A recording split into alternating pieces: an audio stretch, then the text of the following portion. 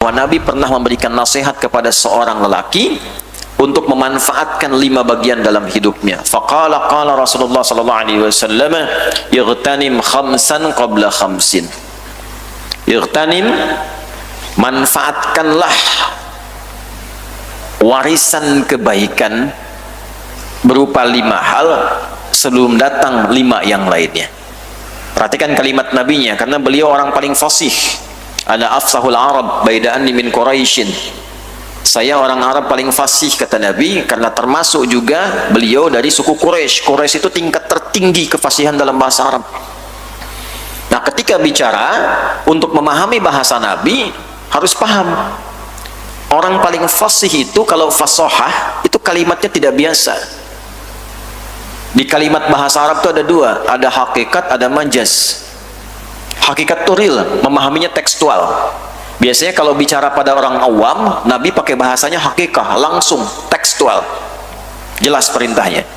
Tapi kalau bukan orang biasa, ya, itu beliau menggunakan kata-kata tinggi, karena mereka biasa berbicara dengan uslub, gaya bahasa yang tinggi.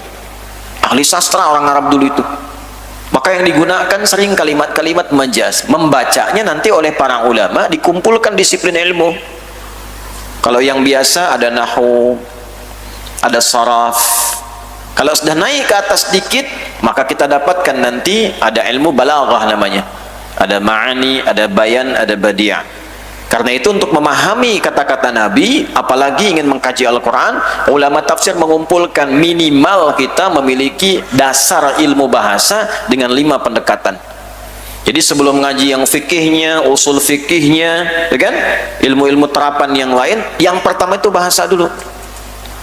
Nah, kalau orang awam nggak akan, kadang-kadang nggak sampai ke situ.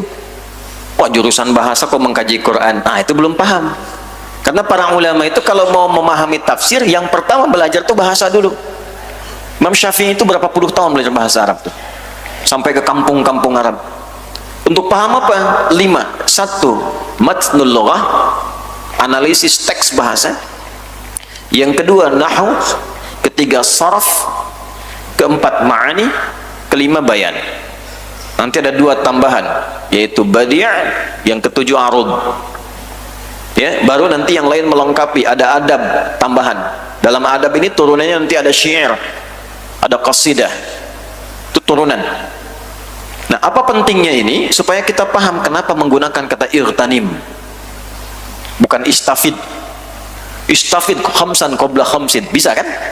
Manfaatkan, cari faidah dalam 5 hal sebelum datang yang 5. Kenapa irtanim? Irtanim itu kan fi'il amr, kata perintah, seakar dengan kata ghanimah. Apa ghanimah itu? Ghanimah itu harta paling berharga yang ditinggalkan. Bahkan kalau warisan, sisa harta terbaiknya itu untuk dibagi, itu ghanimah tuh. Ya, makanya dulu kita anak pesantren, kalau makan-makan di dapur masih ada sisa tuh ya, yang enak-enak ada ghanimah ya. Apalagi dulu pas hari Selasa tuh bagian ayam. Ada Kang Ikhwan tahu tuh. Ada ayam. Oh, itu diburu tuh. Orang langsung baru selesai sholat, langsung breng. Dunia pesantren ke tempat makan, biasanya capruk, kecap kerupuk, Selasa daging. Banyak. Nanti udah selesai semua, datang kita, alhamdulillah ada ghanimah nih. Nah, irtanim, manfaatkan, ada ghanimah, ada warisan 5 yang istimewa. Buru ini khamsan qabla khamsin, sebelum datang yang 5. Jadi ada 5 istimewa. Ini kalau habis datang lagi 5 lawannya, sudah nggak istimewa lagi, menurun keistimewaannya. 1. Syababaka qabla haramik. 1. Masa kematanganmu saat muda. Syabun itu kematangan, kematangan fisik, sehingga bisa menempuh perjalanan kemana aja tuh bisa nyaman. Anak-anak masih di bawah bapaknya, ya kan? Tapi yang muda-muda ini kan sudah boleh bergerak, kakinya sudah matang, ya kan? Tangannya matang, berangkat kemana aja kadang ditempuh tuh, ya, lebih daripada ninja Hattori itu, mendaki gunung lewati lembah gitu kan, aku kejar. Syabab, nah itu menggunakan kata syab, ya, syabab, syubbanul yaum rijalul ghad. ya, pemuda yang sekarang pemimpin masa depan. Tapi kapan menjadi pemuda yang baik itu? Manfaatkan kekuatan saat muda itu, ya. Kemudian semangat berpikir, ya, semangat berpikir, mumpung masih ada semangat yang kencang, kuat. Nah, pakai itu untuk menjemput kebaikan. Ada warisan kebaikan, warisan ilmu, warisan spiritual. Mumpung masih muda, baik, kuat, ke masjid, malam tahajud, baca Quran. Qabla haramik, sebelum yang muda-muda itu naik usia, makin berkurang kemampuan tadi. Sudah semakin sepuh misalnya kan, pasti berkurang. Saya aja kemarin olahraga merasa berkurang. Oh, ternyata sudah lebih 40 tahun nih. Nah, sebelumnya semangat terus kan, semangat, main bola ikut, tuh kan, main ini ikut. Setelah itu pelan-pelan, oh terasa ini, ya kan? Nah, tapi dimanfaatkan itu. Olahraga itu bukan menikmati olahraganya, menggerakkan tubuh supaya bisa dipakai ibadah. Oh, masa main bola bisa, untuk ibadah nggak bisa, ya kan? Nah, itu yang kita gunakan. Qabla haramik tuh, menggunakan kata haram lagi. Haramun, ya, haramun itu sesuatu yang kemudian mulai menurun tapi mulai mengeras, tapi menjadi tanda. Makanya piramid kenapa disebut ahramat, ya, ahramat. Salah satunya itu dari bawah kan besar tuh, ke atas semakin mengecil. Nah, fungsi-fungsi yang muda itu kuat, membesar. Semakin ke atas usianya, semakin sepuh, semakin mengecil fungsinya. Ya, tapi walaupun mengecil, Bapak harus punya legasi, Pak, yang dikenang, dilihat orang. Itu piramid berapa lama usianya, ya kan? Sampai sekarang orang masih datang kan, kunjungi, lihat. Tapi legasi itu kebaikan atau keburukan? Orang lihat piramida langsung lihat Firaun, kan? Nah, Firaun itu apa yang disebut kenangannya? Ngaku Tuhan, bunuh orang, gitu kan? Jangan sampai Bapak sudah tua, yang diingat itu keburukannya. Dalam, Pak, maknanya tuh. Kumpulkan kebaikan di masa muda, sehingga di masa tuanya yang disebut orang kenangan baiknya. Yang dicatat malaikat tuh kenangan-kenangan baiknya. Nah, masa muda itulah yang sekarang muda-muda itu kumpulkan itu.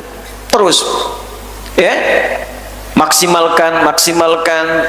Semakin naik usia semakin diisi. Kalau sudah diisi dengan kebaikan, yang muda-muda yang sebelumnya kurang pun akan ditutup, hilang. Itulah dahsyatnya Islam. Rahmannya Allah itu, kalau ada orang walaupun di masa sepuhnya dia memperbaiki diri, dia bertobat, itu masa mudanya dihilangkan kesan buruknya, dirubah menjadi hikmah. Ya, ada orang bahkan mohon maaf nih, misalnya belum Islam, pekerjaannya banyak, nggak bagus-bagusnya, tiba-tiba masuk Islam di masa sepuhnya, itu pun sebelum wafatnya, begitu asyhadu an la ilaha illallah wa asyhadu anna muhammadar rasulullah, meninggal misalnya, itu satu kalimat syahadat di ujung masa hidupnya, dalam keadaan tuanya, bisa menghapuskan memori buruknya selama hidupnya. Yang viralnya itu, Masya Allah, husnul khotimah, pengen seperti itu dan sebagainya tuh. Betapa beruntungnya dia. Orang udah nggak ingat lagi masa lalunya.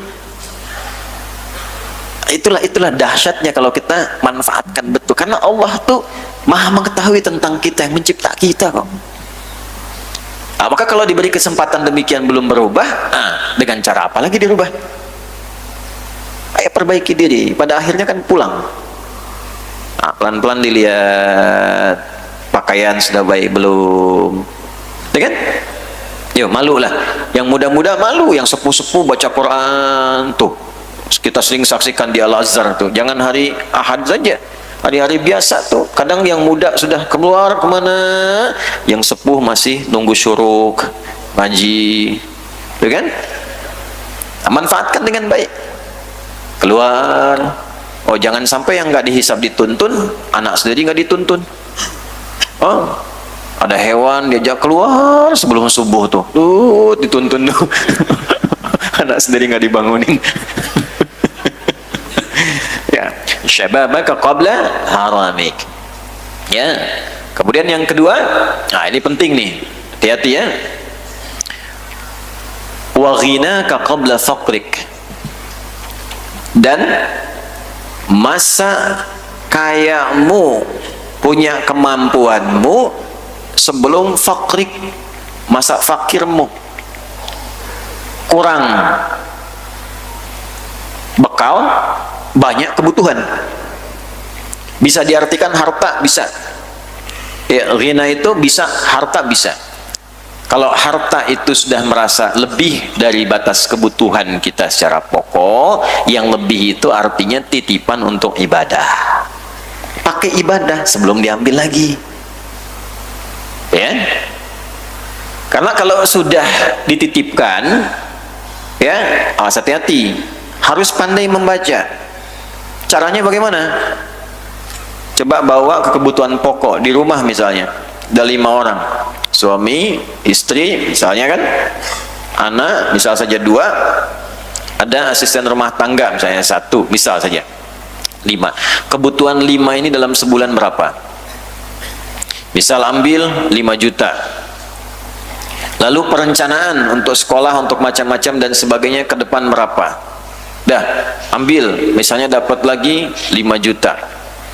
Sudah. Tapi dapatnya dalam sebulan 20 juta. Kebutuhan 10 juta. Nah, 10 jutanya itulah peluang kita untuk mencari amal lewat ibadah melalui harta. Lalu keluarkan ayat-ayat ibadah melalui harta itu, supaya juga tidak keliru dalam menyalurkannya. Misal 10 juta kemana saja, keluarkan ayatnya. Oh, ini masuk kategori zakat tidak? Ada. At-Taubah ayat ke-60. Innamas sadaqatu, kan?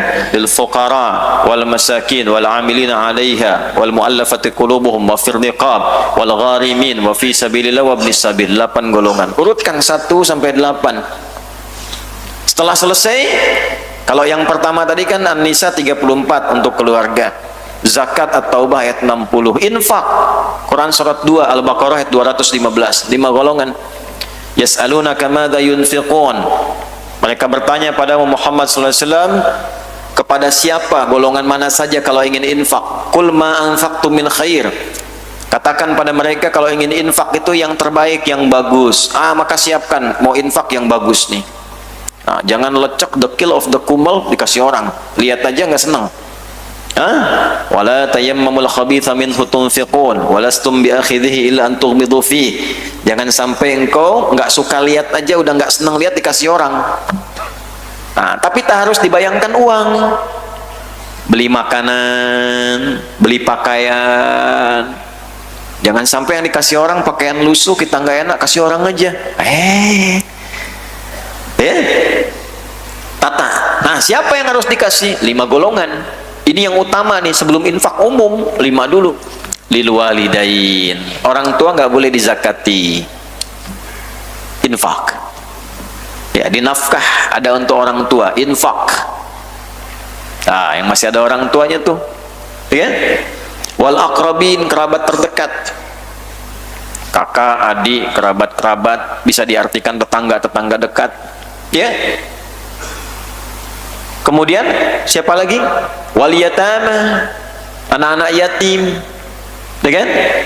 Siapa lagi? 4, wal masakin, orang yang berusaha kerja tapi belum terpenuhi kebutuhannya. Itu diapresiasi oleh Allah, dapat zakat, dapat infak karena masih berusaha kerja. Ya. Dapat. Mau beli ini, pengen seperti orang ke mall, belum ada. Ke warung belum ada, kerja ada. Orang cuma menyebut rojali itu, ya. Rombongan jarang beli, kan? Tapi keinginan ada, usaha banyak gitu. Dengan rohana katanya kan, ya, rombongan hanya nanya-nanya gitu kan. Apa? Karena masalah itu dapat diapresiasi itu.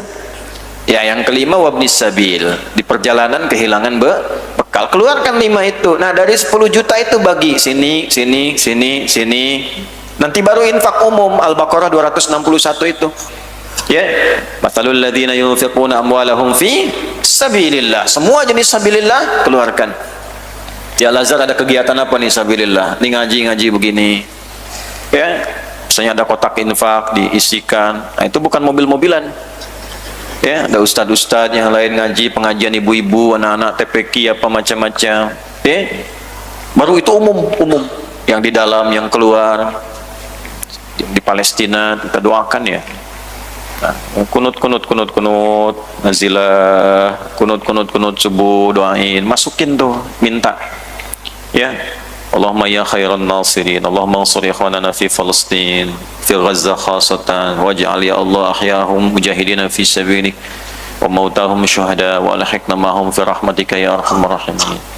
Ya Allah, yang dengan segala kuasa-Mu, Engkau yang mampu menolong di tengah kelemahan kami yang belum bisa bersatu, untuk menolong segala kebaikan dengan izin-Mu. Mohon berikan anugerah pertolongan terkuat kepada saudara-saudari kami di Palestina, di Gaza khususnya. Jadikan yang hidup memiliki mental pejuang, bila pun wafat sebagai syahid fisabilillah, dan sertakan kami bersama mereka dalam kemuliaan yang Kau berikan pada mereka.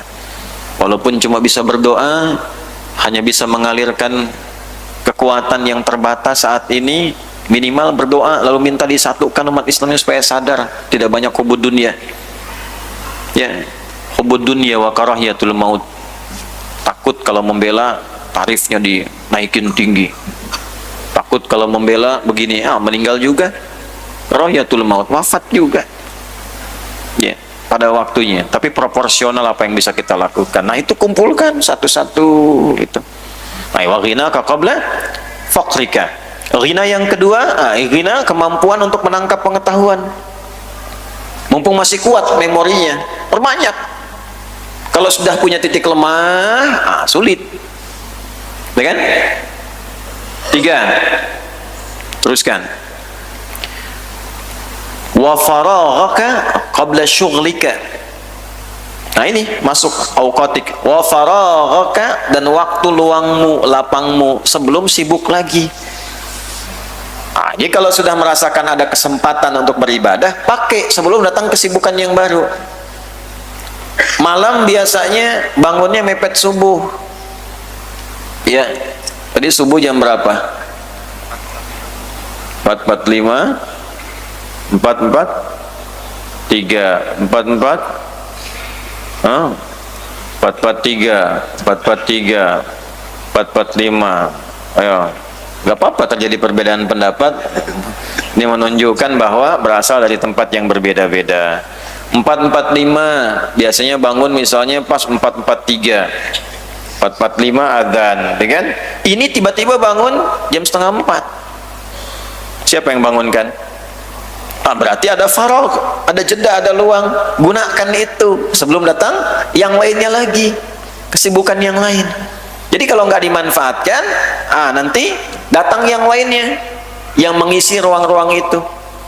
Datang kantuk lagi, tidur lagi, ya kan? Sama dalam berbagai kesempatan, ada peluang apa yang sifatnya itu lenggang, lapang bagi kita mengerjakan satu hal, jangan dipakai pada yang nggak bermanfaat. Lamun aja. Madza ta'lamun? Apa yang kau lamunkan? Itu isi, jangan banyak berkhayal, nggak ada manfaatnya. Lebih baik lakukan. Ya, lebih baik apa? Kerjakan.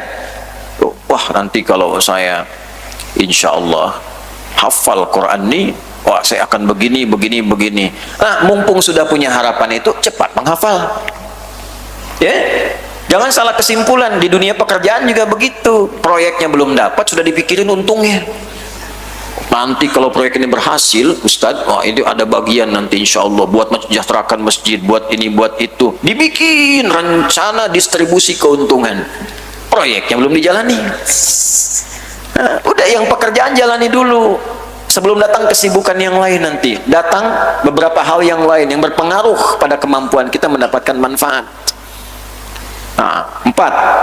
Wasihhataka qabla saqamik. Masa sehatmu sebelum datang masa sakitmu. Sakit itu ada 3. Jarang diungkap nih. Ada daun, ada maradun, ada saqamun. Da itu sakit fisik. Sakit fisik. Obatnya dawa. Likulli da'in dawaun. Setiap penyakit fisik ada obatnya. ilal maut, kecuali kematian. Nah, makanya para dokter ya, ini para dokter yang hadir, nah, itu harus berusaha inovasi terus, kreativitas bangun, riset, perbanyak riset. Kalau ada penyakit ini cari, karena kaidahnya jelas, setiap penyakit fisik ada obatnya. Tapi jangan jahat juga. Apa bentuk jahatnya itu? Meriset sesuatu, menemukan obat untuk memunculkan penyakit. Itu sakit. Sakit itu. Meriset ini, oh ini penawar ini dari penyakit ini. Jadi penyakitnya itu dimunculkan setelah dibuat penawarnya. Supaya apa? Ketika penyakitnya disebar, obatnya cuma ada di sini. Wah, itu dosanya dosa tingkat tinggi itu. Ya, dosa bergunung, dosa berlipat itu. Ya, karena dia menyiapkan sesuatu hanya untuk menyebabkan kemafsadatan, mencari keuntungan dunia itu. Yang sengaja bikin antivirus supaya menyebarkan virusnya. Hati-hati itu. Itu sudah dapat itu disebarkan. Enak aja datang ke tempat negara lain buat diuji-uji. Di tempat dia sendiri nggak pernah diuji. Datang ke negara-negara yang fakir, yang berkembang, ke Afrika, ke sini, diuji-uji. Di tempat dia nggak pernah diuji. Di tempat orang diujinya. Ntar kalau berhasil ujian itu dia jualan. Itu dosa tuh. Dosa. Nah, saya kalau ini ketat karena ini mohon maaf ya, kemaslahatan banyak. Farmasi-farmasi jangan begitu juga. Dokter-dokter tuh hati-hati. Di hadapan Allah bertanggung jawab loh. Karena itu profesi dokter itu masuk dalam 1/5 maqasid syariah. Hifdun nafsi, menjaga jiwa, menjaga fisik. Menyalahi itu bahaya itu. Kalau yang muslim-muslim ya, hati-hati yang muslim-muslim ini. Ya. Jangan sampai nanti, ya nggak apa-apa farmasi membuat obat-obat bagus, nggak apa-apa. Tapi jangan sampai dibikin supaya untung, ya memperberat pasien. Hati-hati. Hanya dengan kompensasi, oh keluar Stadium General, dikasih ini, kasih itu, Bali, ya, supaya tidak langsung transfer tuh dikasih keluar, kasih oleh-oleh macam-macam. Tapi jaminannya apa? Obatnya harus diresepin terus. Padahal bisa yang murah-murah pakai itu. Padahal bisa yang langsung sembuh dikasih ketergantungan, dosa banyak itu. Karena yang harusnya sehat dibikin sakam, dibikin sakit, bahaya, nggak boleh. Yang muslim. Ya, karena itu dihisab di hadapan Allah Subhanahu wa Ta'ala. Karena kerja kita pakai iman, imannya aktif. Kecuali imannya tidak aktif, kerjanya pakai pikiran. Selanjutnya apa? Ada marad. Marad itu umumnya penyakit di hati di sini. Tadi fisik, yang kedua apa? Di hati, di jiwa. Fi qulubihim marad. Bukan fi qulubihim da, fi qulubihim marad. Penyakitnya hati. Iri. Nggak ada iri mata kan? Irinya iri hati. Ria, sum'ah, pengen banyak didengar. Itu penyakit hati. Nifaq, penyakit hati. Nah, ini lebih berbahaya dibandingkan penyakit fisik. Kalau penyakit fisik belum tentu tembus ke hati. Sakit, jiwanya sehat, masih mau sholat, baca Quran, masih jujur. Kalau ini sakit, tembus semua ke sini keluar. Rianya di sini, tapi pamernya di sini. Ya, pamernya di sini. Pamernya di sini, status bikin. Ya. Alhamdulillah ya, yang dulu biasanya jalan kaki sekarang Allah sudah kirimkan mercy. Hati gitu. Itu kecil-kecil penyakit. Kalau ada penyakit naktah sauda di hadis Muslim, tutup. Nah, cahaya itu ketika mau dipantulkan ketutup begini nih. Ya, tuh. Mau diminum susah. Dimasukin apapun susah karena ketutup. Nah, ini yang nutup, ini penyakit hati, ini bahaya. Bahaya, apalagi nifak, paling tertinggi nifak. Ya, orangnya munafik. Nah, kalau nifak itu sudah bahaya. Munafik itu penyakit paling parah. Kalaupun ibadahnya untuk memenuhi nifaknya. Gitu. Jadi bukan memenuhi kebutuhan jiwanya, memenuhi kebutuhan nafsunya, penyakitnya itu. Ya, karena itu di Quran surat 4 ayat 142 itu kan. Ya, innal munafiqina yukhadi'unallaha fa huwa khadi'uhum wa idza qamu ila sholati qamu kusala. Sudah kusala yura'unan nas wa la yadhkurunallaha illa qalila. Jadi Anda bayangkan, ibadah pun dipakai motif untuk mencitrakan keadaan hatinya yang tak baik. Ibadah dibawa ke urusan dunia.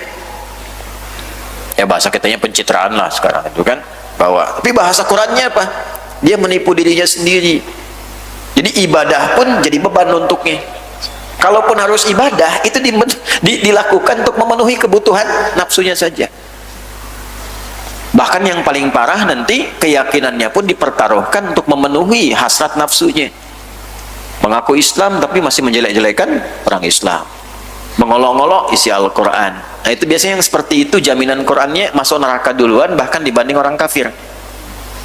Duluan itu ada di An-Nisa ayat 140, Quran surat 4 ayat 140. Wa qad nazzala 'alaikum fil kitabi an idza sami'tum ayatillahi yukfaru biha wa yustahza'u biha fala taqudu ma'ahum hatta yakhudu fi haditsin ghairi innakum idzam mithluhum innallaha jami'ul munafiqina wal kafirina fi jahannam jami'a. Telah tetap ketentuan dalam Al-Quran, kalau ada orang mengingkari isi Quran atau mengolok-olok perilaku beragama. Ini ayat berbicara tentang sifat nifak. Yang bahayanya, nifak itu berlaku pada siapa? Kadang orang yang mengaku Islam sendiri.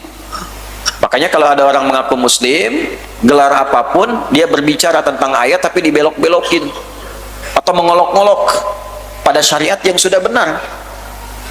Perempuan ngolok-ngolok jilbab, ya. Laki-laki ngolok-ngolok macam-macam, atau ayat diputar-putar, dipotong-potong sesuai selera. Hebatnya gini, hebatnya Quran, perhatikan baik-baik ya. Fala taqudu ma'hum. Quran katakan jangan cela mereka. Itu indahnya Quran itu, akhlaknya luar biasa.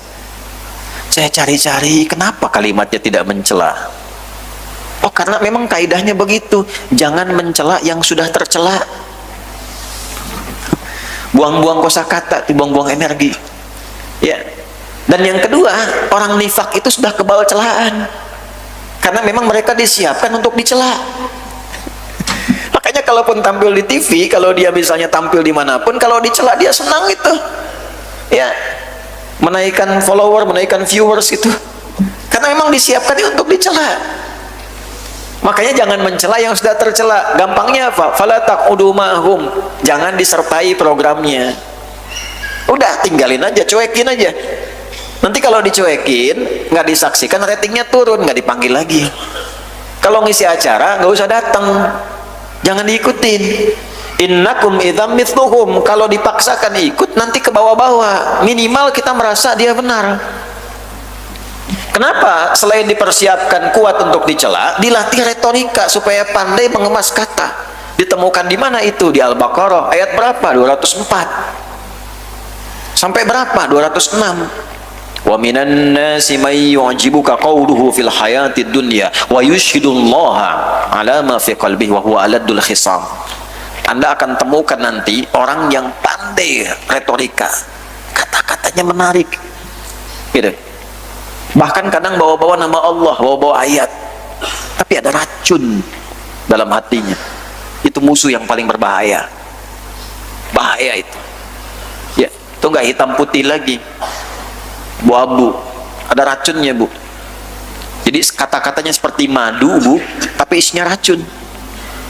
Ibu pilih tuh, mau di madu apa di racun? Nah, itu bahaya ya, bahaya. Jelas? Nah, jadi itu marad namanya. Nah, obatnya syifa.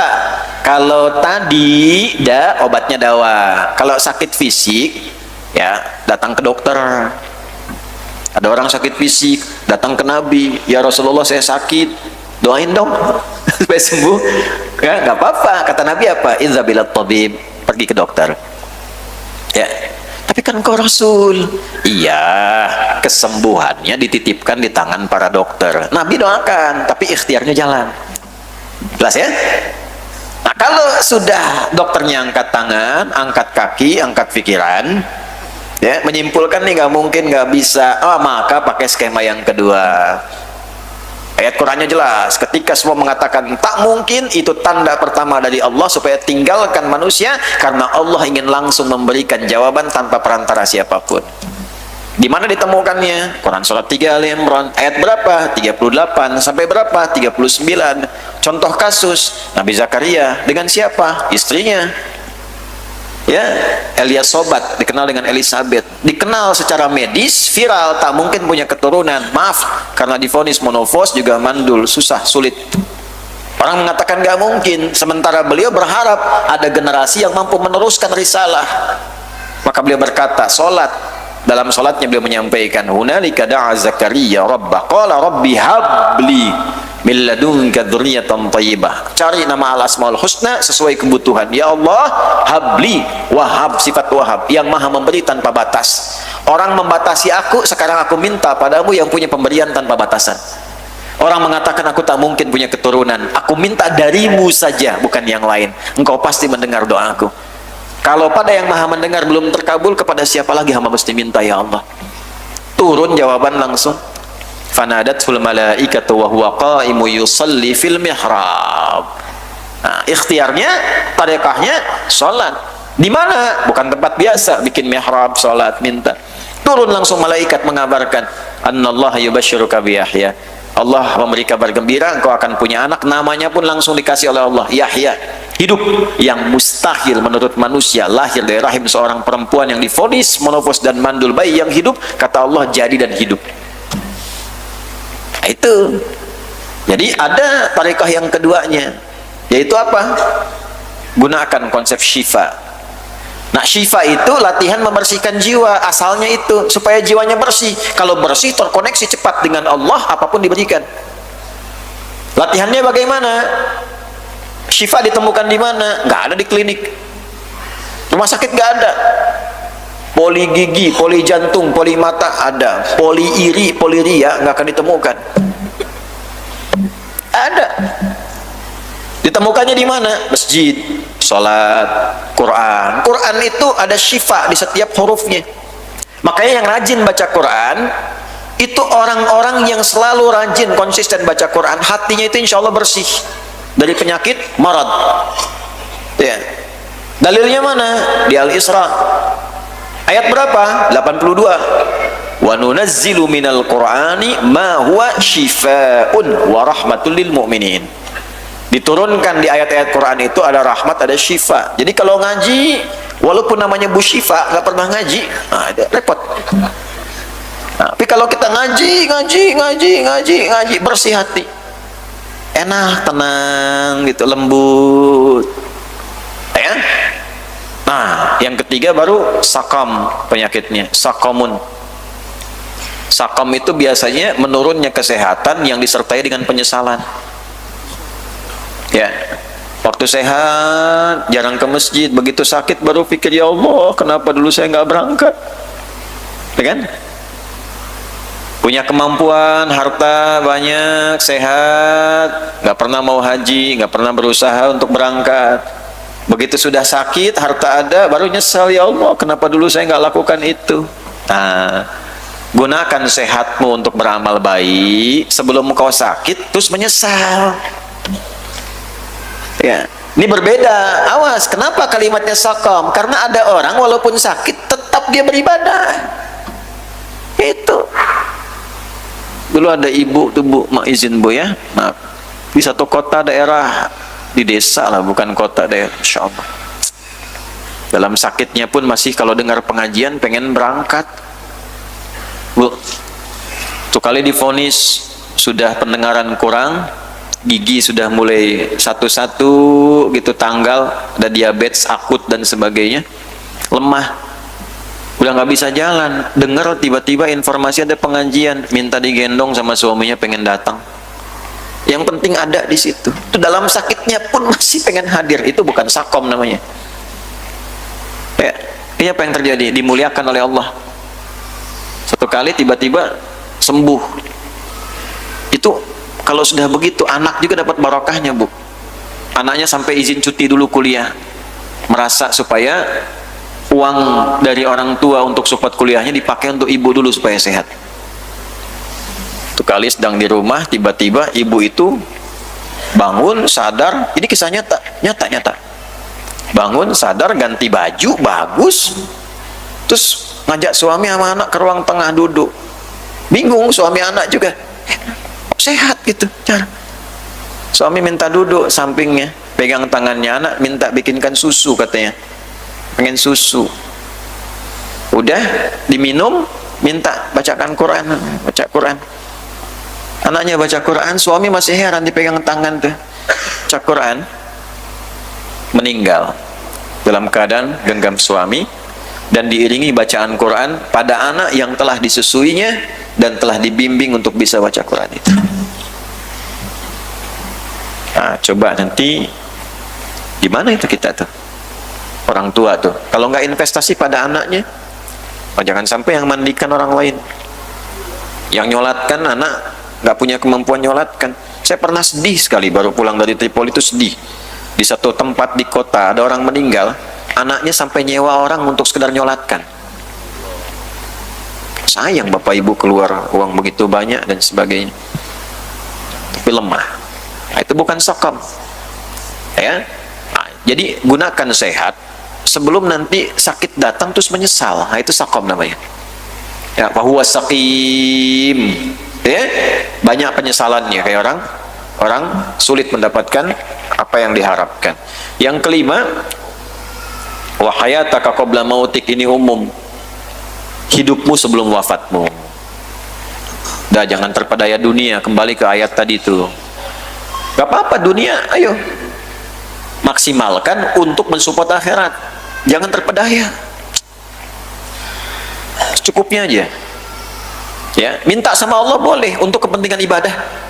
Saya berdoa bangun pesantren, minta ya Allah, ini wakaf ya Allah, ini wakaf milikmu, tunjukkan pada manusia kalau milikmu itu ya megah, milikmu itu baik, beri kemampuan kami menjaga. Uang nggak punya pak, tapi setiap ada kebutuhan bayar sampai sekarang alhamdulillah nggak pernah nunggak jadi itu. Cukup besar biayanya, saya minta bangun sekaligus, jangan satu-satu, milik Allah kok, nggak mungkin Allah nggak kasih itu. Terus pegang niat itu dengan benar, jangan cari-cari dunia. Bangun satu kantor, udah bangun, orang banyak taunya kantor kiai punya ustadz, bukan, itu udah wakaf. Wakaf isi-isinya wakaf, kursi apa nih, kamera itu wakaf, ini wakaf loh. Dia apa dipakai buat apa? Bukan buat cari uang, enggak. Wakaf itu ibadah. Terus kirim siswa keluar. Nah, kalau buka kita beasiswa itu bukan tuh kita tanya yang kami kirimkan pernah nggak diminta uang? Dah ada. Untuk balik lagi. Jadi kalau saya meninggal ada yang teruskan. Ngaji lagi, anak-anak belajar begitu. Sekolah kita bangun tuh, ya supaya apa? Terjaga hukum-hukum Allah. Itu jaga selama hidup. Antum punya peran yang saling melengkapi, nggak harus semua jadi ustad. Oh kalau semua jadi ustad, siapa yang jualan, siapa yang dagang ya, semua ayo yang belajar serius, niatkan ibadah mumpung masih hidup. Kalau sudah meninggal nanti menyesalnya banyak. Fa'asaddaqakum nasolid, ya Allah sebentar aja supaya bisa hidup lagi, pengen beramal, nggak bisa diakhirkan, nggak bisa dimajukan ya. Kau yang memulai, kau yang iya. Betul. Ya, yo. Nah, di sini ini jeniusnya ini. Mbah Hashim di sini. Kenapa digunakan syab? Karena kaitan dengan adab menuntut ilmu dan auqat faragh. Mumpung masih kuat, walaupun nanti usia sudah tidak muda lagi, tapi masih ada waktu, pakai. Yang muda semangat pakai fisiknya untuk belajar dengan baik, yang merasa sudah senior gunakan sisa waktunya untuk memperbaiki diri lewat ilmu. Ini jelas ya. Jadi dari 5 diambil berapa? 2. Nah, jadi referensi hadis yang sudah saya sampaikan tinggal digunakan. Ini saya sedikit sempurnakan, setelah itu kita bisa akhiri ya. Wala yaghtarru bi khida'it taswif wa ta'mil, dan jangan sampai tertipu, terpedaya oleh banyaknya angan-angan. Anak-anak muda jangan banyak melamun, kreatif, berpikir yang keras ya. Ayo masaknya ini katanya ingin Indonesia emas 2045, 20 tahun lagi, awas tuh, emas tuh nanti ada emas murni 4 karat, 22 karat, jangan sampai justru karatan Hah? Bonus demografi di horor demografi nanti. Yo, jangan banyak-banyak yang nggak jelas. Apa itu konten-konten TikTok nggak jelas, nggak jelas. Di Cina aja, di Tiongkok yang bikin kontennya itu edukasi, motivasi. Saya lihat kemarin anak SD kecil-kecil, mereka liburannya bikin roket dari air, dibimbing gurunya, tuh terbang roketnya tuh 2 lagi, ya, yang nyambung tipenya tuh, lepas satu naik satu lagi dari air itu. Terus mereka publish di motivasi lewat TikTok yang mereka bikin. Kok tiba-tiba TikTok nyampe ke Bekasi, nggak jelas kontennya. Joget-joget, masuk lumpur. Itu generasi emas. Gimana ini? Yang muda-muda sekarang, ayo belajar, riset. Kalau jadi Islam tuh pasti pintar, semangat. Coba cek orang jahiliyah masuk Islam, jadi pada pintar. Ya, kenapa yang sekarang modern jadi jahiliyah lagi? Ayo pada pintar. Bukan cuma ngaji sini, kampus kita itu punya semua ayat dan hadisnya. Tentang masuk majelis ilmu, masuk kelas, punya ayatnya, punya hadisnya. Duduk saat pertama, bersikap dengan baik, penampilan paling bagus, dengarkan dengan menyimak, bertanya kalau tak paham. Ini banyak kajian tapi isinya nggak dipakai, kenikmatan hadisnya nggak dirasakan, cuma jadi hafalan. Al-Arba'in 42 hadis nomor 2 an Abi Hafs Umar bin Khattab radhiyallahu taala anhu qala bainama nahnu julusun inda Rasulillah sallallahu alaihi wasallam ya itala zata yaumin tara rajulun shadidu bayadi thiyabi shadidu sawadi sa'li la yura alaihi atharu safari fajalasa ila nabi sallallahu alaihi wasallam fastada rukbatayhi rukbatayhi wa daqa fi fakhidaihi faqala ya Muhammad akhbirni anil Islam sampai ke ujungnya. Bagus, nilai 100, dapat hadiah umrah. Tapi isinya nggak dipakai. Datang seseorang ingin belajar dengan Nabi, penampilannya bagus, bajunya putih bersih, rambutnya tertata rapi, tujuannya jelas untuk belajar. Dia nggak nyambi, nggak mampir-mampir, tak terlihat bekas telah mampir sana sini, fokus ingin belajar. Maka datang ke tempat belajar Nabi, duduk paling depan, sampai hampir lututnya bertemu dengan lutut Nabi, bersikap beradab, tangannya disimpan di pahanya, beradab bersikap. Bacanya pakai majas, ya. Jadi bukan berarti di sekolah Al-Azhar mulai sekarang jangan pakai bangku karena hadisnya itu nggak ada bangku. Tidak, maksudnya beradab yang bagus. Adab ada, duduk terdepan, duduk paling depan. Ya, kalau ada safnya, ngantuk ditahan paling depan itu. Depan ustad. Mau moto nggak enak tuh. Ke belakang bebas tuh. Mau sandaran, tiduran, sini mau sandaran kemana?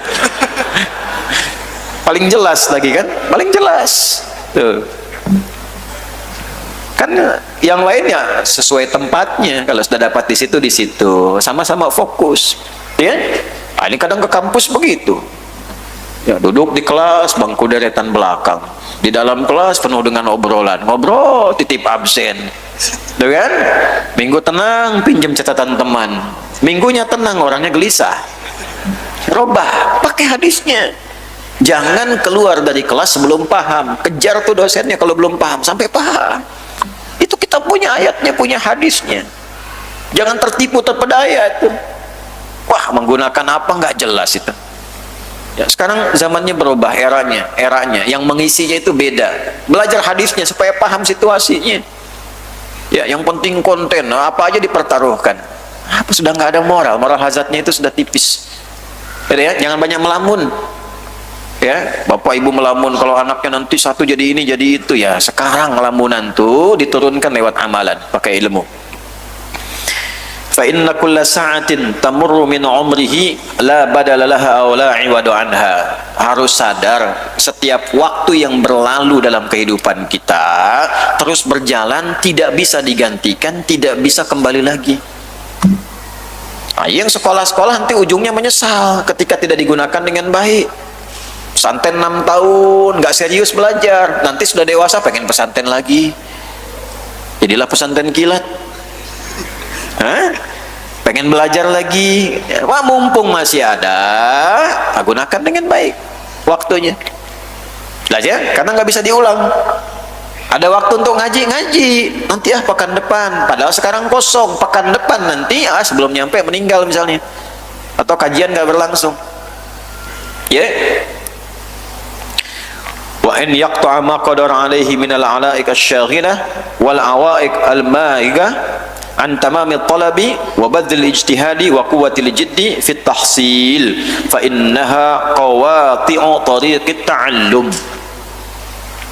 Atau nanti ada kesibukan lain selain waktunya berlalu, ada kesibukan-kesibukan lain yang mengisi ruang-ruang kosong itu, sehingga dengan ruang-ruang kosong itu yang tadinya bisa bersungguh-sungguh, kemampuan untuk serius, untuk mencatat, memahami, diisi dengan yang lain. Ketika yang lain masuk, peluang yang baik untuk menuntut ilmu itu tidak didapatkan. Itulah penghalang-penghalang kita mendapatkan jalan-jalan ilmu untuk belajar dengan baik. Nah, jadi yang ketiga ini secara singkatnya adalah bagaimana kita menggunakan peluang sebaik-baiknya untuk mengumpulkan pengetahuan. Caranya bagaimana? Mulai dengan tadi niat sudah suci, sudah bersih, catat Pak. Bikin agenda. Dalam sepekan ini ada pengajian di mana saja, yang materinya saya butuhkan, saya tinggal di mana, nih luangnya kapan, sesuaikan waktu dari jauh-jauh hari. Siapkan perangkatnya, siap catatannya. Kalau nanti nggak sempat, misalnya ada rekaman, kaji lagi, dapatkan. Saya sampai sekarang masih belajar Pak, Bu. Boleh tanya sama staf-staf itu, di mobil mesti murojaah, masih murojaah di mobil. Mau kesini murojaah, ini dari sana ke sini murojaah. Nanti ke Tanah Kusir juga insya Allah diisi murojaah gini. Baca kitab tafsir, saya masih baca. Saya beli kitab-kitab tafsir itu yang ada tafsir apa saja, kumpulkan. Nanti satu ayat lihat tafsir ini apa, ini apa, ini apa, ini apa, baca terus. Terus yang umum-umum belajar. Kadang waktu senggang saya ke toko buku, apa buku-buku yang baru yang belum saya punya, tuh kumpulkan. Itu satu-satu. Kadang belajar, lihat buku matematika, buku fisika, buku kimia, beli, pengen tahu gitu kan, belajar, nggak apa-apa. Ada anak kedokteran pengen belajar, saya bilang boleh belajar, tapi saya minta modul kedokterannya, ajarkan saya itu, supaya saya tahu juga. Gunakan waktunya, ya kan? Nah, sama, maksudnya apa? Maksudnya jangan sampai kita mengajar orang, kita nggak praktekkan juga.